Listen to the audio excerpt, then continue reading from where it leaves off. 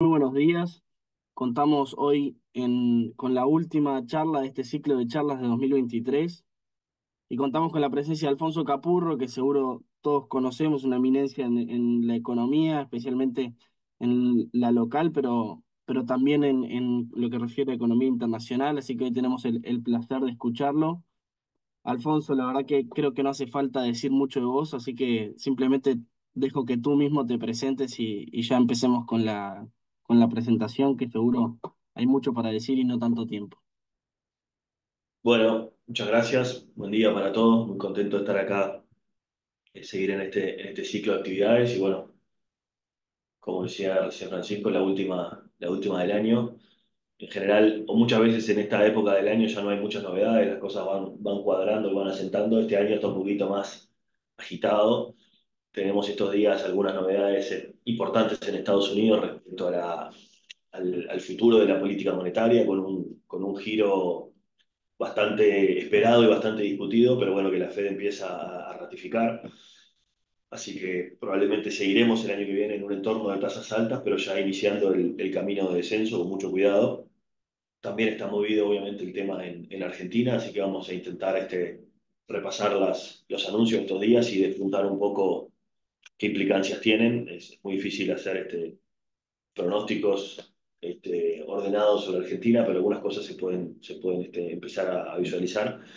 Y por último, también algunas novedades de Uruguay, ¿no? O sea, al final del día este ha sido un año duro para las inversiones, para los portafolios, sobre todo en la primera mitad del año y hasta septiembre, octubre.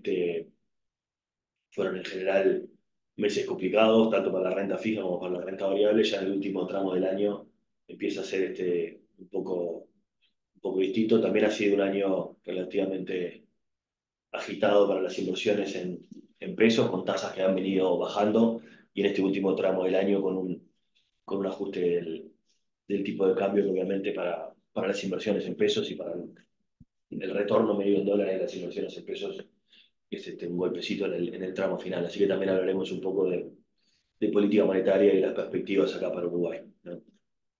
Sin mucho más preámbulo, nos metemos directamente en los temas porque hay muchas cosas para repasar. Vamos a tratar de terminar en torno a las 10 porque bueno, sabemos que es una época complicada del año para todos y que las agendas están bastante cargadas. Em, un poco de repaso del escenario internacional, un poco con foco en lo que está pasando en Estados Unidos y en Argentina, ¿no? Em, Antes de meternos de lleno en Estados Unidos, un panorama un poco más global de la inflación y de la política monetaria.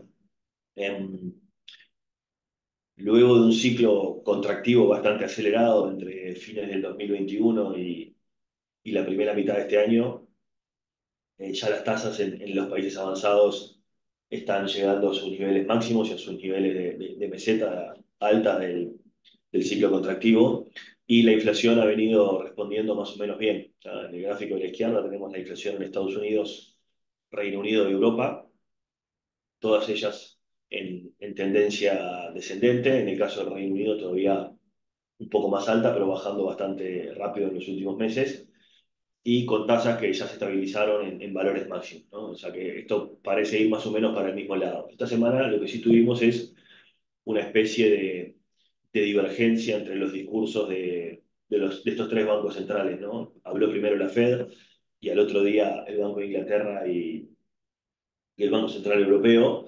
La Fed se mostró con un giro bastante claro hacia el recorte de tasas a principios del año que viene, y el Banco Central Europeo y el Banco de Inglaterra todavía bastante más precavidos, bastante más preocupados por los riesgos de rebote de inflación, y todavía con un mensaje bastante más cauteloso, que ha sido bastante polémico. Algunos analistas piensan que el Banco Central Europeo está siendo excesivamente conservador con el problema de la inflación, y que la última vez que eso sucedió, que fue a la salida de la crisis de Lehman Brothers, Europa quedó atrapada en un escenario de bajo crecimiento y riesgos de deflación. Pero bueno, en los próximos meses seguramente esto se irá recalibrando. Lo que tenemos claro ahora es que la Fed empezó con un giro bastante claro esta semana, cambiando bastante su discurso y corrigiendo las perspectivas de tasas a la baja. Esto pasó en un contexto en el que el mercado, digamos, ya venía apostando en este sentido, básicamente por lo que habían sido los últimos datos de inflación, sobre todo el de octubre, algo menos el de noviembre. Acá tenemos un doble clic en la foto de inflación de Estados Unidos.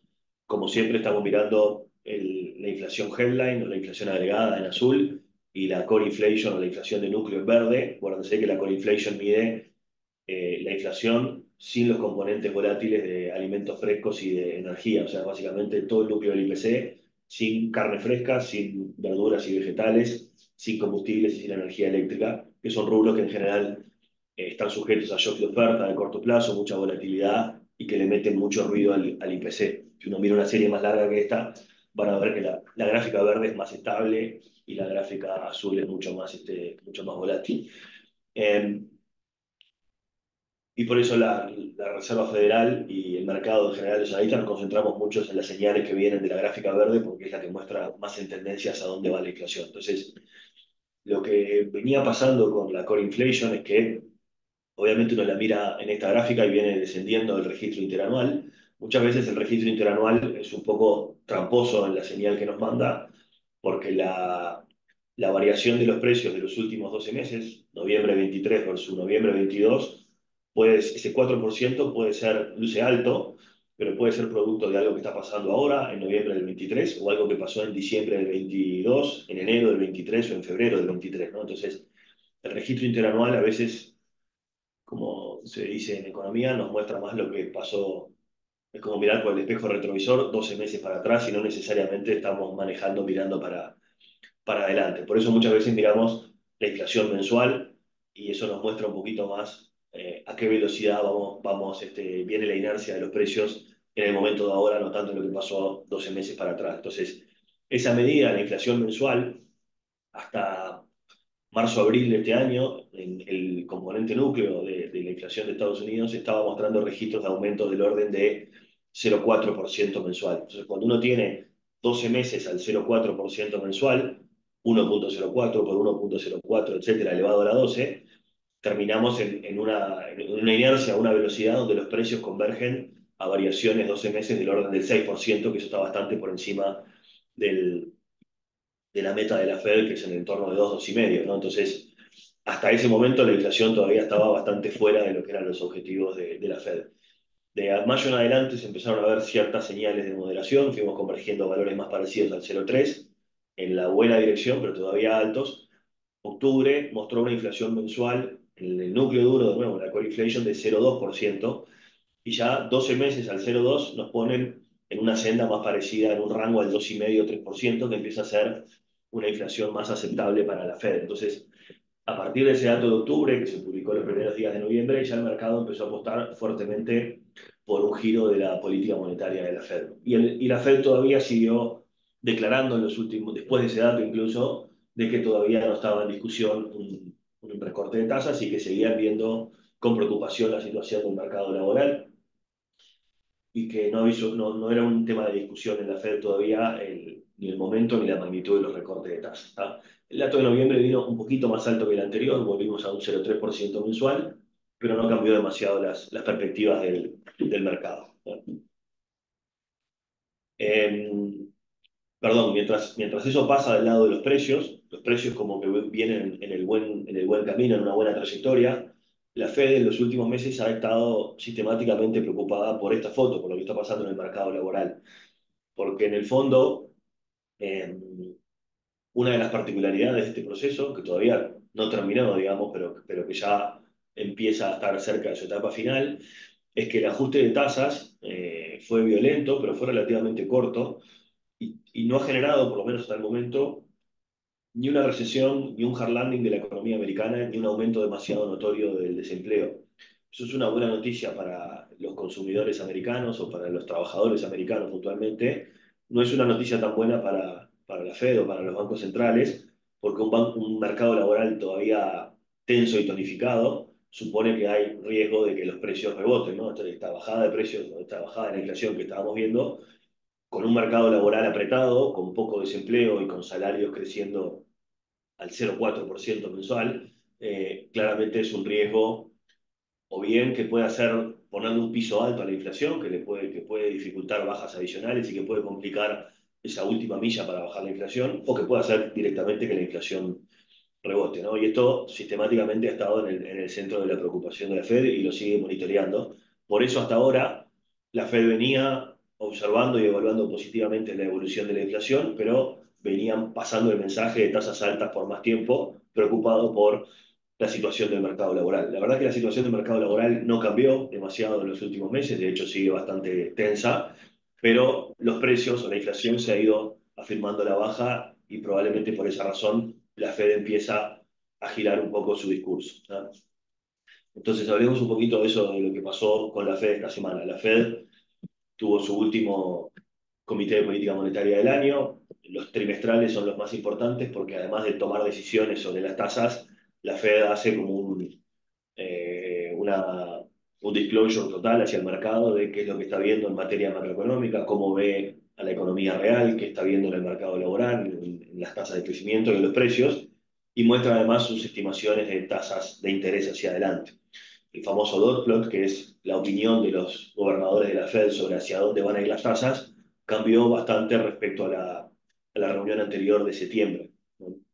Obviamente, entre la reunión de septiembre y esta de diciembre, vinieron los datos de inflación que comentábamos recién y algunas novedades que la Fed entiende que son positivas para la dinámica de precios. Entonces, eh, hay dos cosas que resaltan de la reunión de la Fed de antes de ayer. La primera es que este dot plot, o sea, la opinión de los gobernadores de la Fed sobre hacia dónde van las tasas, se corrigió a la baja para el año que viene, y eso es lo que tienen graficado aquí en verde, la opinión de los miembros de los gobernadores de la Fed de septiembre, y en rojo o rosa, la opinión de los miembros de los gobernadores de la Fed en la reunión de esta semana.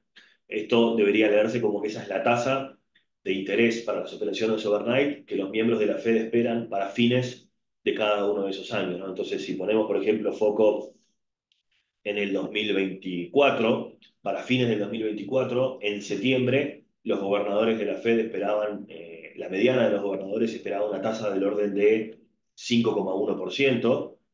Estamos hablando de un recorte de medio punto respecto a las tasas actuales, y ahora estiman una tasa de 4,6% en mediana.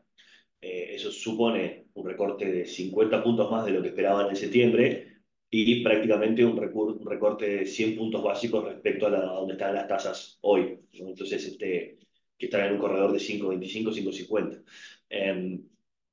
Eso es lo que cambió respecto a la expectativa de tasas de interés. O sea, primer punto, los gobernadores de la Fed ven tasas todavía altas el año que viene, pero más bajas de lo que veían en septiembre. De alguna forma están viendo recortes de tasas más agresivos el año que viene, o recortes de tasas que empiezan antes en el tiempo. Además de eso, la Fed giró bastante su discurso.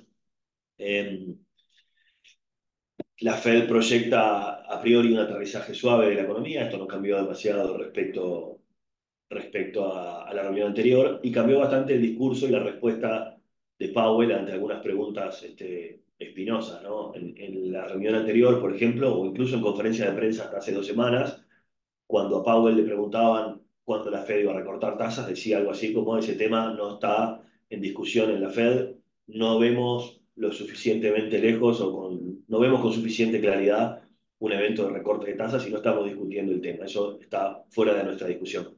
Y en la reunión de esta semana la declaración cambió, y cuando le preguntaron sobre el recorte de las tasas dijo algo así como: bueno, ese tema empieza a estar en nuestra visión o en nuestras vistas, y claramente es un tema de discusión ahora, cosa que no era en septiembre, ¿tá? Además de eso, las expectativas de los gobernadores de la Fed, como decíamos recién, se corrigieron a la baja. O sea, en esta gráfica eliminamos la línea verde, y los futuros todavía están apostando por un recorte de tasas todavía más importante de lo que anticipa la Fed. Esto ya pasaba antes, pero en la medida que la Fed confirmó que va a recortar tasas, los futuros se volvieron a corregir a la baja, y fíjense que al día de ayer los futuros tenían una tasa implícita para fines del 2024 de 3,8%. O sea que estamos hablando prácticamente de un recorte de 150 puntos básicos respecto a las tasas de hoy. O sea que, de nuevo, para redondear esto, hay un cambio en el discurso de la Fed que se muestra más proclive a discutir recortes de tasas.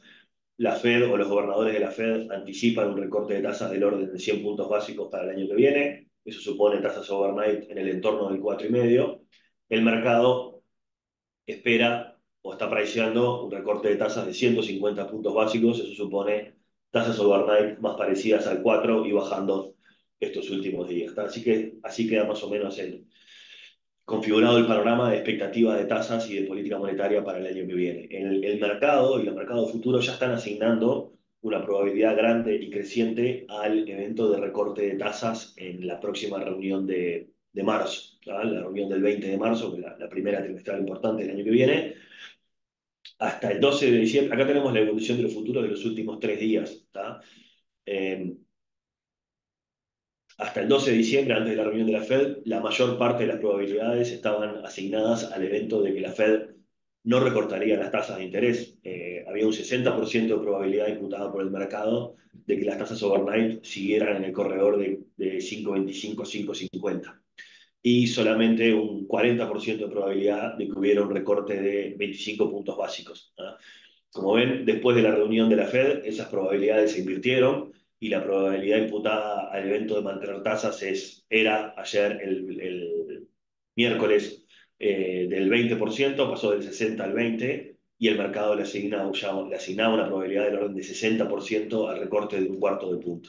Y ayer volvieron a corregirse un poco más los futuros, bajaron más todavía las probabilidades de que la tasa se mantenga y subieron las probabilidades de que el recorte de tasa sea de 50 puntos básicos, algo que parece demasiado grande para el primer giro, pero ya una parte del mercado está apostando a eso. ¿Tá? Así que, eh, para redondear estos temas, cambio en el discurso de la Fed, cambio en las expectativas de tasa de la Fed, que en promedio o en mediana están esperando un recorte de 100 puntos básicos el año que viene. El mercado imputa o pricea un recorte de tasas mayor, 150 puntos o algo más, tal vez 175, y ya el mercado está asignando una probabilidad alta y la mayor parte de las probabilidades a que el recorte comience en marzo del año que viene, en la reunión del 20. ¿Tá? Así que por ahí va quedando más o menos trazado el panorama de tasas en Estados Unidos. Obviamente estos días, después de estas novedades, primero después del IPC de octubre, que se conoció los primeros días de noviembre, y después de la reunión de la Fed, tuvimos bastante movimiento de mercados. En general, las pizarras verdes y los portafolios, dependiendo de cómo estén posicionados, revaluándose más o menos. Eh, las bolsas subiendo en general, las tasas de los bonos de largo plazo corrigiéndose a la baja, así que los precios de renta fija se están revalorizando y recomponiendo parte de las pérdidas que habían tenido en la primera mitad del año, en el segundo trimestre, que había sido un momento bastante complejo. ¿Tá? Eh, Más allá de este escenario y de que ya estamos a priori pegando la vuelta y estamos cerca del giro de la política monetaria, todavía para el 2024 nos va a quedar alguna herencia o alguna resaca de este evento de tasas altas, de hecho cosas que ya estamos viendo hoy, ¿no? Hay tres cosas que estamos siguiendo y que nos preocupan a nivel global, que obviamente tienen implicancias para la economía global y para los países emergentes. Y algo de esto veníamos ya hablando en reuniones anteriores. Por un lado, una economía global que se está desacelerando y que está creciendo poco. Es verdad que Estados Unidos zafó del hard landing y de la recesión, pero igualmente las proyecciones de crecimiento son bastante moderadas para Estados Unidos y para la economía global. Y eso es un coletazo probablemente de este apretón monetario que tuvimos en el 22 y en el 23. Estamos en un equilibrio de dólar fuerte también, es posible que empiece a cambiar un poco con este nuevo escenario de tasas, pero que todavía en términos históricos sigue siendo fuerte. Y estamos también en un escenario que se consolidó de commodities a la baja. En las primeras reuniones de este año estábamos alertando que los commodities estaban empezando a girar, que en un escenario de dólar fuerte y tasas altas no era un escenario favorable para los commodities. Y bueno, finalmente en todo el curso del 2023 vimos cómo los commodities se fueron desvalorizando en dólares y hoy estamos en un escenario de precios bajos en términos históricos, lo cual obviamente preocupa para los países emergentes en general, que no es una buena noticia. Entonces, miremos un poquito de esto rapidito. El mundo estos 3 años, 23, 24, 25, va a estar creciendo a una tasa promedio del orden del 3%. Esto obviamente es menos de lo que crecía la economía mundial en la época del boom de commodities, también menos de lo que crecimos la recuperación post-COVID. Y también es menos de lo que había crecido la economía mundial en ese quinquenio de letargo que fue entre el 2014 y el 2019, los años ya después de terminado el boom de commodities, los años donde en general estábamos preocupados por el bajo crecimiento global, porque además eran años de tasa de interés prácticamente cero, ¿no? Y uno de los temas que preocupaba era que la economía global no traccionaba, incluso con un brutal estímulo monetario y con tasas de interés nulas y negativas en términos reales. Ese fue un quinquenio de bajo crecimiento en la era reciente. La proyección para estos 3 años que estamos, 23, 24 y 25, es todavía inferior a la de esos años y es inferior a lo que proyectaba el Fondo Monetario en 2019, ¿no? Ponemos 2019 porque nos paramos antes de la pandemia y asumiendo que no hubiéramos tenido pandemia, que todo hubiera sido normal, el fondo estaba proyectando para estos años tasas de crecimiento del orden del 3,60. ¿Ah? Solamente para poner el número en términos relativos respecto a lo que se esperaba en condiciones normales. ¿Ah? Así que ese gap que tenemos ahí, ese medio punto, esas 6 décimas, se lo podemos atribuir a la pandemia, se lo podemos atribuir al apretón monetario, al aumento de las tasas de interés, pero en cualquier caso lo que tenemos es un escenario de bajo crecimiento. Cuando uno lo mira por regiones, el crecimiento de Estados Unidos y de Europa no es muy alentador, no ilusiona demasiado, pero no está tan lejos de lo que proyectaba el Fondo Monetario en 2019. Donde hay una mayor diferencia es en general en los países emergentes y en particular en China. El Fondo Monetario en 2019 proyectaba para estos años tasas de crecimiento del orden del 5,5% y China va a estar creciendo a priori con las proyecciones actuales en el 2024 y el 2025 a tasas más parecidas al 4, ¿no? Ahí sí hay un gap bastante relevante y esto también puede ser producto en particular de las condiciones sanitarias de China, las dificultades que está teniendo para recuperarse después del lockdown del año pasado. Pero aquí está planteada la foto, estamos en un escenario en general de bajo crecimiento y eso obviamente en general es una noticia mala para la economía global y en particular para los emergentes, por la foto o por la composición de ese crecimiento bajo. Eh, el dólar está fuerte en términos históricos, aunque desde mediados de noviembre hasta ahora se viene desvalorizando en este contexto donde las tasas de interés han ido corrigiendo a la baja. Entonces acá hay como, en esta gráfica hay dos tipos de información. Uno puede mirar la trayectoria de corto plazo. El dólar se había fortalecido bastante entre julio y octubre, y noviembre, perdón, que fue el contexto de aumento de las tasas de los bonos. Fíjense que ahí en ese periodo, por ejemplo, la tasa de la Treasury a 10 años subió del orden de 3,5 a 5, y en ese periodo tuvimos mucha volatilidad de tasas, mucho nerviosismo por algunos temas fiscales en Estados Unidos también, y tuvimos una corrida bastante importante del dólar, tanto contra las monedas duras, como lo tenemos graficado aquí, como contra las monedas emergentes. El dólar subió en el entorno del 7%, y de mediados de noviembre a esta parte de esta historia se dio vuelta. Primero por el dato de inflación de Estados Unidos de octubre, que empezó ya a pegar en el mercado y el mercado empezó a ajustar sus posiciones y eso se reflejó en las tasas de interés de los bonos largos. Y adicionalmente ahora estos días por la decisión de la Fed, como ven al final de la gráfica, hay una caída adicional de las tasas, los bonos a 10 años están por abajo del 4 y también del dólar, ¿no? Más allá de esta desvalorización del dólar de este último mes y medio, en términos históricos el dólar está todavía muy fuerte, ¿no? De hecho, este valor de noviembre, cuando uno lo mira en términos reales y comparado contra una canasta amplia de monedas, es una de las posiciones del dólar más fuerte en términos históricos. Entonces, ya por la propia ley de gravedad y por las condiciones que guían la dinámica de las monedas, parece difícil pensar que el dólar se vaya a fortalecer mucho más. De hecho, es probable que si Estados Unidos confirma este escenario de recorte de tasas y dependiendo también de cómo le vaya al resto de los países, es probable que entremos en una senda muy moderada de debilitamiento del dólar. No nos imaginamos una caída grande del dólar, pero sí una senda de debilitamiento que igualmente nos deja un escenario de dólar fuerte en términos históricos y eso tampoco es bueno en general para los precios de los commodities. En el margen, esta desvalorización del dólar sí es una buena noticia y puede ayudar. Como les decía hace un ratito, venimos alertando y preocupados desde principios de año por la dinámica que mostraban los precios de algunas materias primas, y eso lamentablemente en el correr del año se fue afianzando y consolidando como en definitiva un shock negativo para los países emergentes, en particular para Uruguay. Los precios de los principales productos que exporta Uruguay, que exporta la región, han caído. También, hay que decirlo, cayó el precio del petróleo y eso es un shock positivo que no compensa totalmente la otra parte del shock, pero que ayuda a amortiguar parte de los efectos, ¿no? En promedio, cuando miramos la canasta exportadora de Uruguay y los 5 o 6 productos más exportados de Uruguay, los agregamos, los combinamos por lo que pesan en la canasta exportadora y los corregimos por inflación internacional, hoy los precios de los commodities están en los mismos niveles reales que teníamos antes de la pandemia.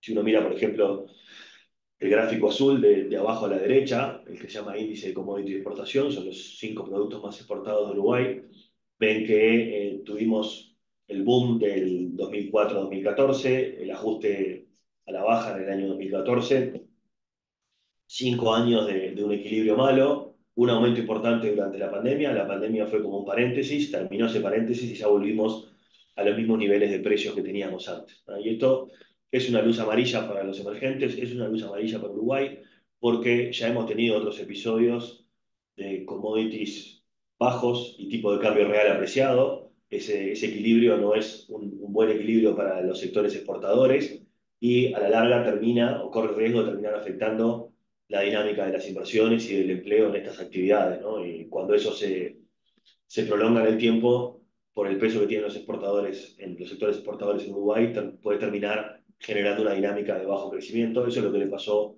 a Uruguay más o menos en el periodo 2015-2019. Entonces, en la medida que los precios de los commodities se anclen en este equilibrio, Uruguay de a poco va a tener que ir reacomodando su política monetaria y su tipo de cambio real, de lo contrario puede asumir algunos riesgos de actividad y eso es parte del debate que venimos acumulando desde hace mucho tiempo, ¿no? Si uno lo piensa en términos de equilibrios, cuando el dólar caía en Uruguay en el año 2022, que arrancamos el año en 44 y se nos fue desparramando hasta 40 en el primer trimestre, una de las cosas que decíamos nosotros y que también argumentaba el Banco Central es que esa apreciación, si bien iba a contrapelo de otros países, no debería preocuparnos demasiado en la medida que en contrapartida Uruguay estaba teniendo un aumento importante de los precios de exportación. Entonces, desde el punto de vista externo y desde el punto de vista de la ecuación de los sectores exportadores, estábamos compensando un dólar más bajo con precios más altos.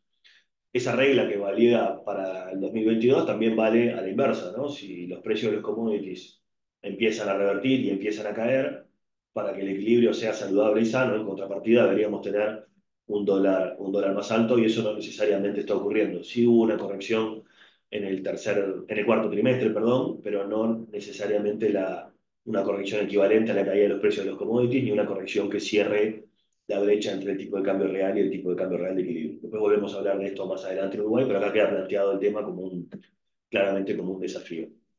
Me voy a saltear algunos comentarios de Brasil para no abusar del tiempo. Después, si alguien tiene alguna pregunta, nos avisa. Ya aprovecho para recordarles que los que tengan preguntas pueden ir poniéndolas en el chat y después Francisco las va resumiendo ahí y al final, si nos quedan ahí 5 o 10 minutos, podemos pelotear esos temas, ¿no? Hablemos 5 minutos de Argentina, o solo 5 porque, digamos, si largamos la piola podemos hablar varias horas, pero tratemos de concentrarnos en algunos temas relevantes. A ver, un primer comentario sobre el escenario político. Milei ganó con un resultado bastante holgado y con una distancia de votos respecto a Massa bastante grande. Son 10 puntos de diferencia, muchos votos de distancia, con lo cual uno de los temas que quedó claro después de esta segunda vuelta es que Milei ganó con claridad y que de ahí surge un mandato social, un mandato popular bastante claro, ¿no? Hay otras elecciones, por ejemplo, el caso de Macri en la elección que fue elegido presidente, o incluso propiamente el caso de Uruguay con la coalición multicolor que está gobernando. El triunfo en segunda vuelta fue muy finito, por ejemplo, en el caso de Uruguay, menos de un punto, 30.000 votos, y eso suponía que había obviamente un respaldo al gobierno elegido, pero un equilibrio bastante, bastante frágil y con muy poco margen de error. En el caso de Milei, la distancia es mucho más grande, con lo cual no hay demasiadas dudas sobre para qué lo votaron y no está demasiado puesto en duda el mandato. Nadie en Argentina puede llamarse a sorpresa si hay un ajuste fiscal o algo por el estilo. Eso fue muy, muy transparente y muy abierto en toda la campaña. Después podemos discutir si eso era razonable o no, pero que hay un mandato claro, creo que es bastante evidente. El problema es que ese mandato claro no dialoga también con las fuerzas parlamentarias que tiene Milei para ejercer su gobierno. Cuando uno lo mira en términos de composición del Parlamento y de fragmentación del Parlamento, uno podría decir que es el presidente con el mandato más claro, pero el presidente o uno de los presidentes que tiene la mayor fragilidad política de la historia reciente de Argentina, por la fragmentación parlamentaria con la que va a tener que convivir y gobernar, ¿no? Siempre, muchas veces en economía política o en ciencia política se usan estos indicadores de fragmentación parlamentaria para ver qué ascendencia tiene el presidente en el Parlamento. Y el problema que tenemos con Milei es que tiene pocos votos propios, tiene una alianza bastante importante con el PRO, o con el macrismo, que es el PRO, pero esa alianza no le alcanza para tener mayorías parlamentarias. Juntos por el Cambio ya no existe más como un bloque uniforme, con lo cual la alianza con Macri no le asegura los votos de Juntos por el Cambio. Tal vez le asegura todos o casi todos los votos del PRO, pero no necesariamente los votos de la Unión Cívica Radical. Eh, e incluso si tuviera los votos de la Unión Cívica Radical, tampoco lograría mayoría en las dos cámaras.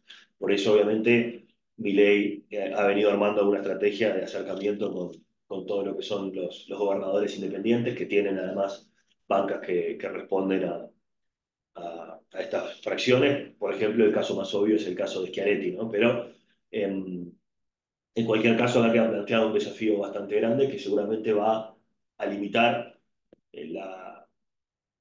las iniciativas de Milei o que los va a obligar a enjuagar o a licuar un poco sus iniciativas porque para hacerlas votables o para conseguir las alianzas seguramente va a tener que cambiar algunas cosas como pasa siempre en las coaliciones, ¿no? Cuanto más amplias las coaliciones y cuanto más fragmentadas son, más difícil es lograr el consenso y más caras suelen ser en términos de costo fiscal o en términos digamos, de licuación de lo que son los programas, ¿no? Y algo de eso hemos visto probablemente estos días, ¿no? El Milei de campaña, el Milei presidente, o el Milei electo primero y el Milei presidente después, es bastante distinto al Milei de campaña, cosa que es bastante obvia y que no es reprochable, digamos, porque este, una cosa es la carrera electoral y otra cosa es gobernar, ¿no? Entonces, repasemos un minuto qué es lo que han dicho estos días las autoridades y hacia dónde pensamos que van, qué se decía en campaña y qué se dice ahora. El Milei de campaña era un Milei mucho más mesiánico, mucho más soñador y que obviamente para entusiasmar a los votantes transmitía la idea de que, bueno, de que había que hacer un ajuste fiscal duro, eso nunca estuvo cuestionado, pero que las cosas eran relativamente fáciles de arreglar con un esquema de dolarización. La dolarización era como una idea mesiánica que iba a arreglar los problemas de inflación en Argentina. Todos teníamos claro, en general no había demasiada discusión en la disciplina entre los economistas de que esa idea era muy difícil de implementar, que era poco factible y que además tenía costos de largo plazo que hasta la hacían poco recomendable, pero eh, eso nos hacía pensar, digamos, de que la dolarización efectivamente no se iba a implementar o seguramente no se iba a implementar en una primera fase. Y bueno, el Milei presidente y el Milei electo se ha mostrado mucho más pragmático y mucho más gradual de lo que lucía en campaña, ¿no? En campaña lucía mucho más radical, el Milei electo y el Milei presidente es más gradual, es más pragmático, es más consciente de las restricciones que enfrenta y trata de plantearlas, ¿no? También se ha encargado de alguna forma de moderar las expectativas. Fíjense la frase que están entrecomilladas por ahí, que son cosas, obviamente, que hicimos cherry picking, pero que ha ido declarando desde que asumió. Primero, que hay un riesgo importante de hiperinflación, que bajar la inflación no va a ser algo inmediato, que va a tardar entre 18 y 24 meses, eso en campaña no estaba tan claro, que los primeros 6 meses del gobierno van a ser duros y sacrificados, eso queda claro con los anuncios de Caputo esta semana, y que no hay plata y que el equilibrio fiscal no es negociable. Evidentemente, de lo que era su programa de campaña, hay cosas que sí terminaron siendo negociables, como la dolarización, pero el equilibrio fiscal no es negociable y ahí creo que hay un acierto, porque en el fondo el origen del problema es un problema fiscal y el financiamiento monetario de ese déficit fiscal es lo que está generando problemas de inestabilidad nominal en Argentina. Entonces, sin cortar el problema fiscal, el resto de las cosas no se van a arreglar.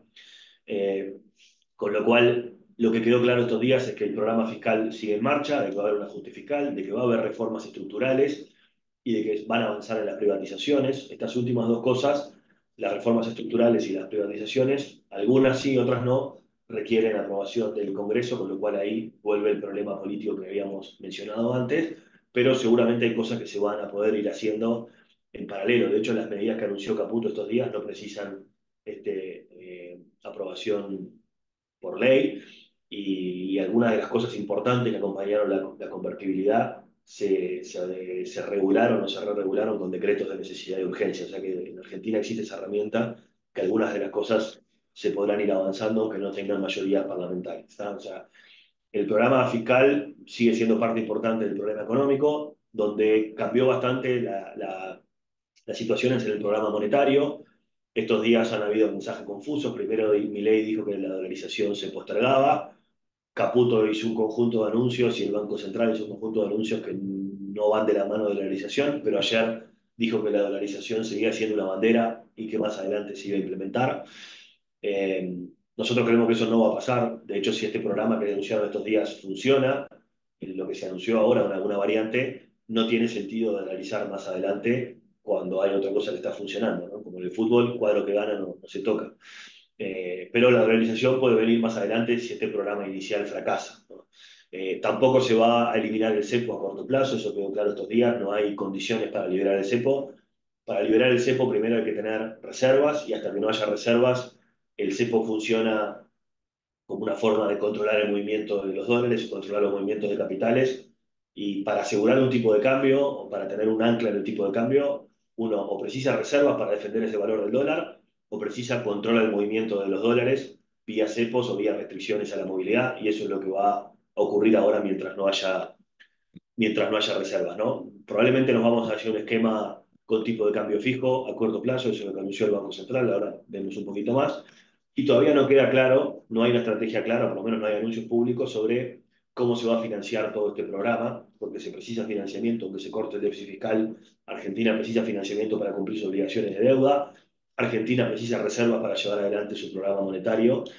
Algo de esto es lo que se empezó a vislumbrar ayer sin mucha claridad, pero seguramente acá nos quedan abiertos algunos temas. Entonces, ¿qué anunció Caputo estos días y qué anunció el Banco Central? Caputo anunció que se mantiene el ancla fiscal, que se va a hacer un ajuste fiscal de 5 puntos del producto, que es lo mismo que había anunciado Milei estos días.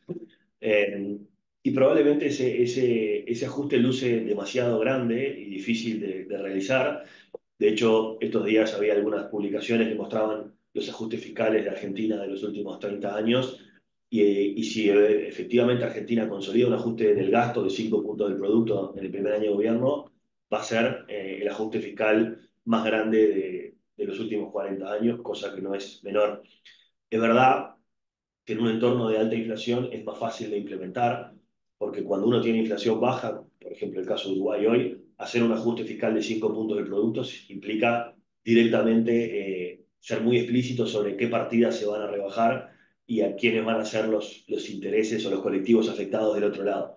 Cuando uno tiene inflación galopante como la de Argentina, licuar esto es bastante fácil, o sea, es fácil de implementar. Luego sí, los agentes afectados se van a ver licuados y probablemente en algún momento va a venir la tensión social o la tensión de los grupos de interés derivados del ajuste de 5 puntos del producto, que es un ajuste muy relevante, ¿no? Pero no es impracticable. Después habrá que ver cómo se defiende políticamente y obviamente cuando se licúan los gastos vía inflación, siempre hay un riesgo de que reboten después, ¿no? O sea que probablemente se va a poder implementar, pero también va a emerger el descontento social después que esto sea materializado. Caputo anunció estas medidas, pero también anunció un conjunto de medidas que lo que tratan de reforzar es la idea de que el ajuste va sobre la casta y no sobre la gente. Por ejemplo, reducción de 50% de los ministerios y las secretarías, y esto implica que los cargos políticos en el total del Estado Nacional se reducen como un 35%, lo cual no es menor, es una señal razonable, pero no hacemos ajuste fiscal de 5 puntos del producto con eso, es solamente una señal, no es material desde el punto de vista fiscal. Tampoco se renuevan los contratos laborales que tengan menos de un año, que son probablemente los contratos laborales que se gestaron en la campaña. Se suspendió la pauta oficial, se recortaron las obras públicas, son todas señales que van sobre esa idea de que el ajuste lo paga la casta. Algunas son difíciles de mantener a largo plazo y otras no tienen materialidad económica, pero es parte del discurso que había que hacer. También se anunciaron medidas para recomponer de alguna forma la cuenta corriente, la balanza de pagos y tratar de acumular reservas por esa vía. La depreciación del peso argentino a 800, el aumento de las retenciones a las exportaciones para recaudar y también los impuestos a las importaciones de alguna forma buscan recuperar el balance fiscal y también recuperar el balance externo para acumular reservas por esa vía. Obviamente tiene como contrapartida un fogonazo fuerte sobre la inflación, ¿no? Una duplicación del tipo de cambio oficial en diciembre, más el sinceramiento de tarifas que anunció Caputo, va a hacer que probablemente la inflación de diciembre y enero venga bastante caliente, ¿no? Ya los datos de noviembre que salieron el otro día mostraron una inflación de 12,5% mensual, que es un valor muy alto. Y Milei, no sé si se dieron cuenta, en la Asunción habló de la herencia y habló de que Argentina tenía una inflación de 15,000%, que no es ningún número que hoy esté arriba de la mesa. De hecho, el número que tenemos hoy, que la inflación es del orden del 160%, podría terminar cerca del 180-200% en los próximos meses. 15,000% parece una locura, pero en realidad 15,000% anual equivale a 52% mensual, por ejemplo, ¿no? 12 meses al 52% mensual nos llevan a 15,000% de inflación anual. Es un número muy alto, pero 52% de inflación mensual en diciembre o enero no suena para nada descabellado, porque con una depreciación o con un aumento del peso argentino de 100%, eh, y con aumento importante de tarifas que venían reprimidas desde hace muchos años, es posible que la inflación supere el 50% en alguno de estos meses. No me llamaría la atención, con lo cual lo que dijo Milei en su asunción, a mí al principio, para ser sincero, me pareció un poco descabellado. Después que hice las cuentas del equivalente mensual y después que vimos las medidas, no parece tan descabellado. Así que habrá que ver estos días cómo evoluciona la inflación. Lo otro que anunció Caputo importante es que se mantienen las medidas de apoyo social para que el ajuste, para que justamente este repunte de la inflación que se espera por el sinceramiento cambiario de tarifas no tenga impacto, o por lo menos para amortiguar parte del impacto social, se mantienen los planes y se refuerzan algunas transferencias, por ejemplo, la asignación universal por hijos y la tarjeta alimentaria, justamente para amortiguar el efecto del shock de precios que vamos a tener. Y finalmente el Banco Central anunció que van hacia un sistema a corto plazo de ancla cambiaria, donde el tipo de cambio va a ser el ancla del sistema de precios. Eso parece razonable, parece más práctico y más practicable que la dolarización, y que ese ancla cambiaria va a tener una devaluación, una depreciación del 2% mensual a partir de enero, y eso parece un poco más difícil de sostener, o sea, tener un tipo de cambio fijo y sostener una devaluación moderada para anclar los precios es probablemente la receta que Argentina va a tener que implementar en algún momento en el 2024. Nos quedan muchas dudas de que la pueda soportar ahora a corto plazo, más aún sin reservas, ¿no? Esto supone que mientras no tengamos reservas, que probablemente no las vamos a tener por unos meses, Argentina va a seguir necesitando el cepo justamente para tratar de controlar ese tipo de cambio oficial. Y el Blue irá marcando en qué medida ese tipo de cambio oficial es sostenible o no, según cómo sean las presiones del mercado. Pero si Argentina fuera exitoso en eso, probablemente Argentina va a tener un gran atraso cambiario en los próximos meses. De nuevo, nosotros creemos que esa depreciación del 2% mensual es difícil de sostener por ahora. Precisamos más información, precisamos ver que Argentina consigue reservas o consigue financiamiento para que eso sea más factible. Pero en el momento en el que eso sea factible y en algún momento en el que el plan empiece a funcionar, Argentina va a tener un gran atraso cambiario y eso va a hacer que los precios relativos se corrijan. Nosotros pensamos que eso no va a ser todavía a corto plazo, más bien puede ser en la segunda mitad del año, pero eso es lo que pasó típicamente en los años 90 en Argentina, en Uruguay y en todos los países de la región que implementaron estos planes. Solamente un último comentario antes de meternos en Uruguay. Las medidas que anunció Caputo y estas cosas parecen muy radicales, tal vez parecen antes de tiempo, pero recordemos que hay un tema, digamos, que se ha discutido mucho en Argentina, que es la discusión sobre el enfoque gradualista o el enfoque de shock. En el caso del gobierno de Macri, Macri optó por un enfoque más gradualista, por él tratar de solucionar las cosas de a poco, entre otras cosas porque no tenía un mandato tan claro como el de Milei, y porque las cosas no eran tan graves como eran hoy, y tenían fe o esperanza de que corrigiéndolas de a poco podían lograr la corrección. Eso finalmente no fue posible y la estrategia globalista terminó mal. También, o sea, ahí hay una lección aprendida de que una situación grave, y la de hoy es más grave que la que le dio Macri, una política gradualista puede llevarte al fracaso y una política de shock puede tener más sentido. Esa es una explicación económica. La explicación política también es que el gobierno de Milei está tratando de marcar con mucha claridad cuál es la herencia que recibió. Y una de las formas de hacerlo es sincerar todas las cosas que estaban reprimidas cuando Milei recibió el gobierno, entre ellas las tarifas, el tipo de cambio y todas las otras distorsiones que había.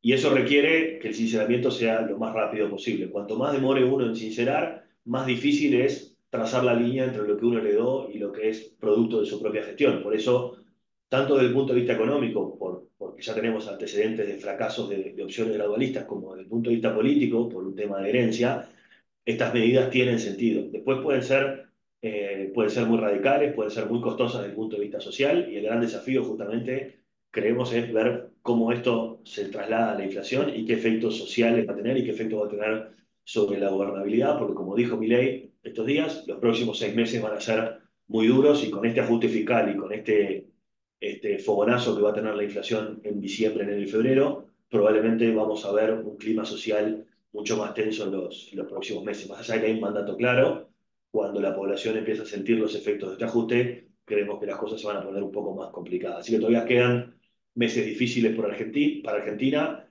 Cuando las cosas se ordenen, veremos un poco más los resultados positivos de este plan, pero creemos que eso todavía le falta bastante agua por correr y no creemos que eso vaya a ser en el corto plazo, más bien puede ser para finales de este año. Voy rápido para Uruguay porque me entusiasmé con Argentina, dije que no me iba a entusiasmar, pero me entusiasmé. Dos o tres comentarios cortos para ser sintéticos sobre Uruguay. Ayer conocimos el dato del producto del tercer trimestre. Fue un dato no muy bueno. Tiene dos tipos de lectura, ¿no? El PBI en términos desestacionalizados, esto es, tercer trimestre respecto al trimestre anterior, creció 1%. Eso es un dato bueno, sobre todo porque, como ven en el gráfico, veníamos de varios trimestres donde la actividad venía alternando entre crecimientos positivos y negativos, con el efecto de la sequía, el efecto del turismo en verano, la sequía que había pegado en el cuarto trimestre del año pasado y volvió a pegar en el segundo trimestre de este año. Con este dato conocido ayer, parecería que la economía ingresa en una senda de crecimiento moderado. Sin embargo, respecto al año pasado, respecto al tercer trimestre del año pasado, la economía cayó 0,2% y ya el tercer trimestre del año pasado era un dato no tan bueno, ¿no? Entonces el dato tiene una lectura mixta de que por un lado nos ponemos de pie después del golpe de la sequía del segundo trimestre, cosa que era esperable, pero todavía no parece haber una atracción importante de la actividad. Además, cuando uno lo mira por sectores, en el tercer trimestre tuvimos, por ejemplo, una caída de las actividades del comercio vinculadas a los efectos negativos de Argentina sobre el turismo emisivo de Uruguay, sobre el consumo que se está desplazando hacia Argentina. Tuvimos una caída muy importante en la actividad de la construcción. Ya había caído en el segundo trimestre la actividad de la construcción, volvió a caer en el tercer trimestre. Esto es producto de que está cayendo la inversión en Uruguay. Uruguay no está pudiendo mantener los niveles de inversión que tuvo el año pasado durante la construcción de la planta de UPM, cosa que era razonable y esperable, pero estamos empezando a ver los efectos en términos de actividad económica, ¿no? En contrapartida está eh, creciendo la actividad del agro y de los servicios, algunos servicios, y eso compensa parte de los efectos a la baja en sectores como la energía, el comercio y la construcción. Cuando uno mira al lado de la demanda, vemos una foto bastante parecida a la del trimestre anterior. El motor del crecimiento es el consumo privado, que viene creciendo en los últimos meses entre 3,5 y 4,5%, básicamente. Así que ahí tenemos básicamente la explicación de qué es lo que está cinchando de la economía uruguaya hoy. Y en contrapartida están cayendo las inversiones, como mencionaba recién, y también las exportaciones de bienes y servicios. Esto supone que, como ya sabíamos, está cambiando la dinámica del crecimiento en Uruguay, están cambiando los motores de crecimiento durante la pandemia. Fueron las inversiones y las exportaciones las que tiraron de la actividad económica, mientras que el consumo se había visto bastante resentido por la caída del empleo y los salarios reales. Eso se está dando vuelta ahora y es el consumo el que se hincha de la economía, mientras que la inversión empieza en fase de caída y las exportaciones están sufriendo los efectos de la sequía y los efectos de las caídas de precios, ¿tá? Con todo esto, tenemos que actualizar los datos, esto salió recién ayer, pero la proyección para el cierre del año 2023 que está terminando ahora es que la economía va a estar creciendo entre poco y cero. Todavía tenemos una proyección de 0,5% de crecimiento, pero probablemente vamos a estar en algún número entre 0,2 y 0,5, que es un crecimiento virtualmente nulo. Es verdad que parte de esto es producto de la sequía y que el año que viene la actividad va a rebotar y vamos a ver una tasa de crecimiento más atractiva, pero fíjense que si promediamos 2023 y 2024, donde el efecto de la sequía debería ser neutral, la sequía y el rebote debería ser neutral, estamos hablando de tasas de crecimiento en el entorno del 2 o por debajo del 2, que no son tasas muy interesantes, están en línea con los promedios de los últimos años. ¿Está? Para el año que viene, la tasa de crecimiento luce alta, 3,1%, en parte porque se da vuelta el efecto de la sequía, y además tenemos un conjunto de riesgos que tenemos que seguir monitoreando. Nos preocupa el escenario de tasas altas a nivel global. Si bien la Fed empezó o empezaría el giro de tasas, todavía estamos en un entorno de tasas altas y eso supone un desafío para el retorno de los proyectos de inversión y para la rentabilidad de las inversiones. La caída de los precios de los commodities también nos preocupa y obviamente la situación de Argentina también es una luz amarilla. Veremos si estos planes que se han anunciado estos días traccionan bien. Pensamos que va a ser difícil el inicio del gobierno de Argentina y que todavía no, la actividad económica en Uruguay en 2024 todavía no va a disfrutar de un eventual éxito del plan de gobierno de Milei. Esto probablemente si todo funciona bien lo veremos más hacia el 2025. ¿No? Entonces hay cuatro temas que nos preocupan para Uruguay para este año y voy a ir muy rápido sobre ellos. Uno obviamente es el turismo por la situación de Argentina, por los precios relativos, que no vemos una solución rápida a corto plazo. El saldo del sector turístico en Uruguay históricamente era del orden de 2 puntos del producto, este año va a ser cero o levemente negativo. Ese es el costo o el daño o la pérdida que ha sufrido la economía uruguaya en los últimos años, producto de la inestabilidad de Argentina, que nos ha hecho reducir bastante el turismo receptivo, o sea, la cantidad de turistas que entran a Uruguay, y también hemos incrementado mucho el turismo emisivo, es decir, el gasto que hacemos los uruguayos en el exterior. Eso nos preocupa porque creemos que no va a corregirse a corto plazo. Ojalá las cosas funcionen bien en la Argentina y ojalá de cara al 2025 veamos una reversión de este proceso, pero todavía en los próximos meses, en esta temporada de verano en particular y probablemente en el próximo invierno, vamos a seguir viendo efectos negativos de Argentina. Nos preocupa también el mercado laboral, aunque el mercado laboral tiene sus luces y sus sombras, ¿no? Los salarios vienen repuntando fuerte en Uruguay.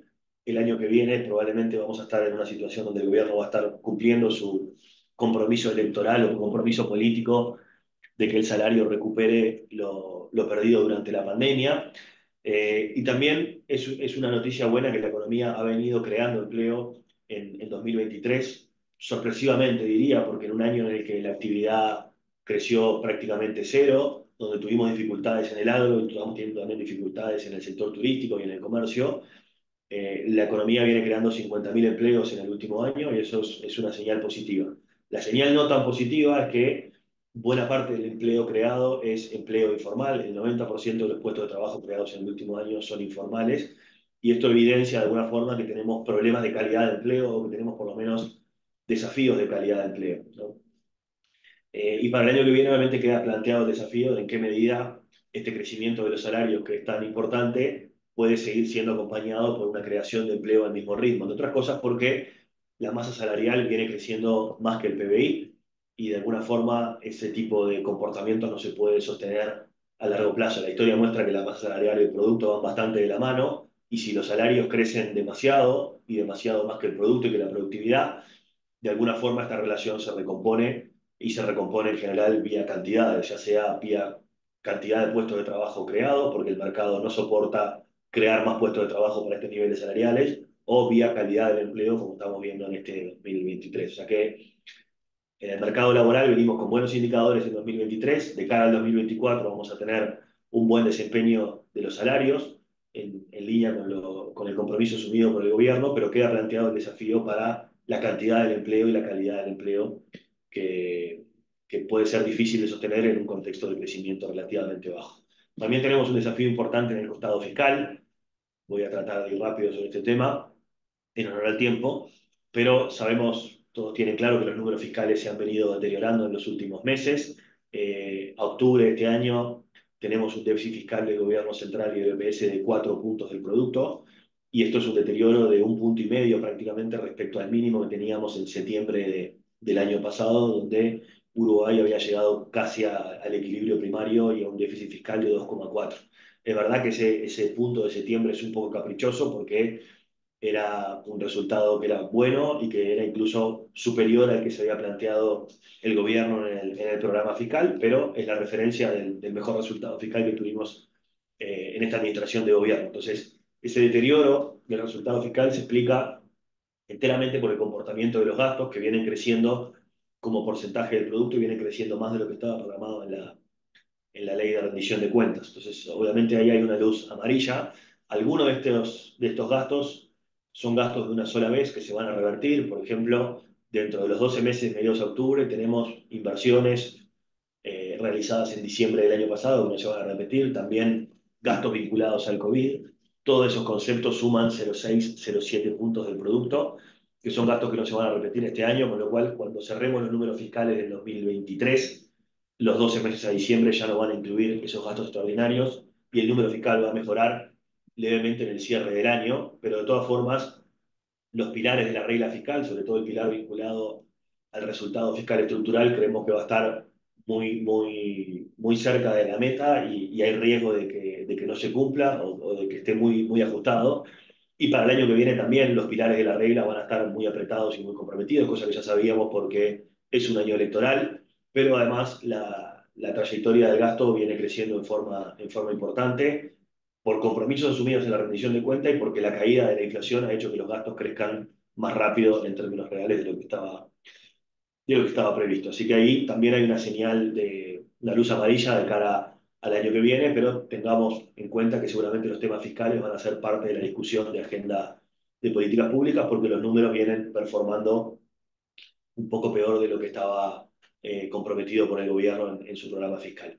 Finalmente, algunos comentarios sobre inflación, política monetaria y tasas. La inflación bajó mucho en los últimos meses, lo habíamos comentado en estas reuniones, esperábamos una caída de la inflación en 2023 y esperábamos que el pico mínimo se diera en septiembre, algo de eso ocurrió, pero para ser también 100% sinceros, la caída de la inflación fue mayor a la que prevíamos nosotros y creo que también a la que preveía el mercado, y el mínimo ese alcanzado en septiembre, que fue inferior al 4%, también fue por debajo de todo lo que todos pensábamos. Ya los números en octubre y noviembre mostraron un rebote de la inflación interanual, cosa que era previsto y que era razonable. Y hoy, en definitiva, tenemos registros de inflación que son de los más bajos de los últimos 20 años. Nuestra proyección de inflación es que vamos a estar más o menos hasta mediados del año que viene con registros de inflación en torno al 5%, esto hay gran parte del efecto de las frutas y verduras, y luego de eso la inflación va a ir convergiendo a valores que van a estar en el rango de 6 a 7%, esa es nuestra proyección puntual, la que se ve en el gráfico, pero pensemos en un rango de 6 a 7% a fines del 2024 y 2025. ¿No? No es muy distinto a las proyecciones que ve el mercado para los próximos 2 años, tal vez nosotros estamos alguna décima arriba. ¿Ah? Aquí tenemos, por un lado, las expectativas de mercado para la inflación de los próximos 24 meses, que en promedio están en 6,50, expectativas de empresarios, expectativas de analistas y la inflación implícita en en las curvas de las tasas de interés. El Banco Central, a medida que la inflación ha venido bajando, ha venido recortando tasas la tasa de referencia de la política monetaria. La curva ha venido bajando, todos lo tienen claro, muchos de ustedes son inversores en letras en peso y colocan liquidez en pesos. Ha venido bajando y ya se estabilizó en valores, rangos entre 9,5 y 10, dependiendo del nodo, pero ya tenemos una curva relativamente estable después de haber estado invertida durante un tiempo y el diferencial de tasas entre pesos y dólares se ha ido achicando. Esto creo que estaba bastante claro, lo habíamos discutido en algunas reuniones a principio de año, algo de esto iba a pasar porque el Banco Central iba a estar bajando tasas en Uruguay y en Estados Unidos las tasas todavía estaban subiendo, con lo cual la referencia entre pesos y dólares se iba a ir achicando y eso hacía que en este 2024 las inversiones en pesos fueran relativamente riesgosas, no para el que mide la rentabilidad en términos reales, sino para el que lo trata de arbitrar con el dólar, con diferencial de tasas que va bajando y con un riesgo cambiario relativamente moderado o alto, el retorno en dólares de una colocación en pesos podría ser bastante arriesgado, ¿no? Y algo de eso probablemente pasó en el último trimestre. Para adelante la cosa puede cambiar un poco porque si bien pensamos que hay un riesgo cambiario todavía relevante por el shock que está recibiendo Uruguay por los commodities, es probable que la tasa en pesos ya llegó a su mínimo y se mantenga donde está, ahora explicamos por qué, y la tasa en dólares va a empezar a bajar moderadamente el año que viene, justamente por las proyecciones que comentamos antes sobre la evolución de tasas de la Reserva Federal, ¿no? O sea que esta ecuación puede empezar a cambiar un poco. ¿Por qué pensamos que la tasa en pesos no va a bajar más? El Banco Central hoy está llegando prácticamente a lo que es la tasa neutral de política monetaria. La tasa de política monetaria está en 9,25. El Banco Central estima que la tasa que es neutral en términos reales es de 2,4 puntos en términos reales. Esto quiere decir que si la inflación esperada hoy está en 6,50, inflación esperada a 2 años, 6,50 de inflación esperada más 2,4% de tasa real neutral, la tasa neutral es equivalente a 9,05. O sea, esa tasa neutral debería funcionar como una guía para la política monetaria. Cuando la inflación está por encima del objetivo del Banco Central, el Banco Central debería fijar tasa por encima de la tasa neutral. La tasa neutral es la tasa en la cual el Banco Central está cómodo, y si el Banco Central hoy llevara la tasa de política monetaria a 9, lo que nos estaría diciendo es que está cómodo con una inflación esperada de 6,50, cuando en realidad el Banco Central ha transmitido la idea de que no está cómodo con una inflación de 6,50 y que quiere llevar definitivamente la inflación adentro del rango meta. Por eso pensamos que no hay espacio para bajar las tasas de interés, pensamos que el Banco Central no va a bajar la tasa de interés en el próximo copón, y si la bajara sería una señal compleja en términos de su comunicación, porque estaría diciendo que en realidad deja atrás su objetivo de bajar la inflación y cambia su objetivo hacia otro objetivo, que puede ser defender la actividad económica o tratar de promover un dólar más alto. Como pensamos que eso no va a pasar y que el Banco Central se va a mantener en su trillo, creemos que no va a recortar la tasa de interés en su reunión de diciembre, por eso pensamos que las tasas en pesos van a seguir relativamente en los valores que están hoy. Justamente por eso también pensamos que no va a haber del lado del Banco Central un empuje hacia el dólar o de alguna forma una política que promueva una corrección del tipo de cambio que cierre el desvío que hay hoy entre el tipo de cambio y el tipo de cambio de equilibrio. ¿Tá? Por eso nos preocupa la constelación de equilibrio que nos va quedando con un tipo de cambio real apreciado, por debajo de los fundamentos, como dice el Banco Central, y precios de los commodities que han bajado de forma bastante agresiva. Ese equilibrio no ha funcionado bien para Uruguay en años anteriores, con lo cual queda planteado también ese desafío hacia adelante y cómo hace Uruguay para corregir este desequilibrio que puede terminar generando costos sobre la actividad, sobre la inversión y sobre el empleo, sobre todo en sectores exportadores. ¿No? Y por ahí va la presentación. No sé, Francisco, si recibiste algunas preguntas por ahí, creo que hay un par en el chat, todavía no las pude. Ahí está, sí. Bueno, primero gracias, la verdad que siempre escuchándote nos queda corto el tiempo porque además tenés una puntería para venir que es impresionante, siempre venís después de algún acontecimiento que da para hablar solo de eso. Pero bueno, la verdad que las preguntas que tenemos van más que nada por inquietudes propias de inversores. Así que capaz que amplío y junto las preguntas para preguntarte a vos, ¿dónde ves oportunidad de inversión hoy, pensando especialmente en lo que sería el mercado de la renta fija en dólares o algo de money market? Esto de las tasas altas por más tiempo, pero de repente este giro en el discurso de la Fed, ¿cómo puede pegarle a las inversiones que ya tenemos o dónde genera esa oportunidad? Bien, a ver, estos días han sido como bastante movidos y bastante interesantes. En realidad, los portafolios de renta fija, los que ya estaban colocados, obviamente se valorizaron y se valorizaron bastante. Si uno tuviera que entrar, en realidad, yo creo que las tasas siguen siendo interesantes, ¿no? Las tasas en dólares a los distintos tramos siguen siendo interesantes. No hay que perder de vista que yo creo que sigue habiendo un riesgo inflacionario hacia adelante, o sea que para los que le tengan miedo al riesgo inflacionario, hay instrumentos en dólares con cobertura de inflación, por ejemplo las treasuries con indexación a la inflación, pero creo que las tasas nominales siguen siendo relativamente interesantes. Nos va quedando como poco tiempo para entrar, ¿no? La tasa en dólares, la tasa a 10 años del 5 era muy interesante, la tasa a 3,90 ya yo hubiera preferido entrar al 5, no a 3,90, pero en términos históricos sigue siendo una buena tasa. O sea que yo personalmente creo que ahí renta fija sigue siendo una opción de tasa interesante. Renta variable también, pero yo creo que todavía con un poco de cuidado. Ahí yo no soy estratega de renta variable, capaz que en el banco les pueden ayudar más con algunos productos específicos, pero tenemos que tener en cuenta que todavía seguimos con tasas altas y, por ejemplo, empresas que estén muy endeudadas, cuando uno compra un índice, de repente el riesgo ese está un poco más diluido, ¿no? Pero empresas que tienen alto apalancamiento y que están haciendo rollover de deuda, van a estar haciendo rollover con tasas altas todavía, ¿no? Nadie se está endeudando barato hoy. Capaz que van a hacer el rollover a medio punto menos de lo que esperábamos hace 3 meses, pero las tasas siguen siendo altas. O sea que hay que ser, me parece, todavía un poco selectivo y tener un poco más de cuidado en la renta variable o, bueno, o en algunos índices que de alguna forma estén compensando estos temas, ¿no? ¿Alguna otra pregunta por ahí respecto a las tasas en pesos?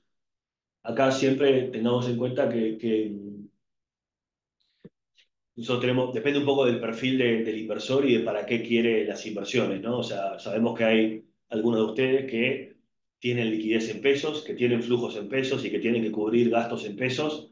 Y en ese sentido creo que las inversiones en letras hoy te protegen de la inflación, te hacen mantener el valor del dinero, porque hoy, por ejemplo, con tasas de letras entre 9,5 y 10 y con inflación esperada, que uno razonablemente, en el peor de los casos, la puede poner en 7 o 7 y pico, igual va a tener un retorno de 2 puntos por encima de la inflación, por lo menos, en distintos horizontes, o sea que ahí no lo vemos como una inversión interesante. Si uno lo que está haciendo es colocándose en pesos para tener un arbitraje interesante con respecto al dólar, hay que tener más cuidado, por lo que decía recién, de que el diferencial de tasas es muy chico hoy, te protege muy poco contra un salto inesperado del tipo de cambio, como por ejemplo el que tuviste entre julio y octubre, y en un escenario donde los precios de los commodities en general vienen a la baja, el riesgo cambiario para Uruguay empieza a crecer, ¿no? O sea, no es lo mismo el riesgo cambiario que tenemos hoy el que teníamos a principio de año, entre otras cosas porque los fundamentos del tipo de cambio, en nuestra opinión, han empeorado, ¿no? Entonces, para el que está arbitrando en dólares, yo sería todavía cuidadoso porque a mí por lo pronto no me da tranquilidad ese diferencial de tasas entre pesos y dólares, no me da tranquilidad dado el riesgo cambiario que hay, ¿no? De todas formas, después de haber dicho eso, también hay que decir que estos días, por ejemplo, en Uruguay, cuando el dólar picó los 40, por ejemplo, se vieron cambios de portafolio en el mercado y vimos ingresos de fondos del exterior. O sea, de alguna forma, fondos o agentes de inversión que estaban bastante incómodos con el dólar a 37, por ejemplo, a mediados de año, cuando el dólar llegó a 40 y las cosas se estabilizaron en Estados Unidos, no estaban tan incómodos con vender sus dólares a 40, pues sentían que ya tenían una protección un poco más interesante. O sea que ahí también depende del estómago y de cómo estamos percibiendo el riesgo cambiario. Excelente. Bueno, ya estamos un poquito pasados de tiempo, la verdad nos encantaría poder contestar todas las preguntas, pero son muchas y queremos ser respetuosos con el tiempo de todos. Así que nada, Alfonso, agradecerte, obviamente que nos encanta recibirte y esperemos el año que viene poder tener un buen ciclo de charlas también contigo. Y para todos aquellos que sigan mirando, les pedimos que ahora cuando termine la reunión contesten la encuesta que está al final, que su feedback nos ayuda mucho. Así que muy buen fin de año, muy felices fiestas para todos. Y bueno, nos seguiremos encontrando en el año que viene en este ciclo de charlas. Bueno, muchas Muchas gracias gracias. y saludos para todos los que están subidos y felicidades y buen comienzo de año.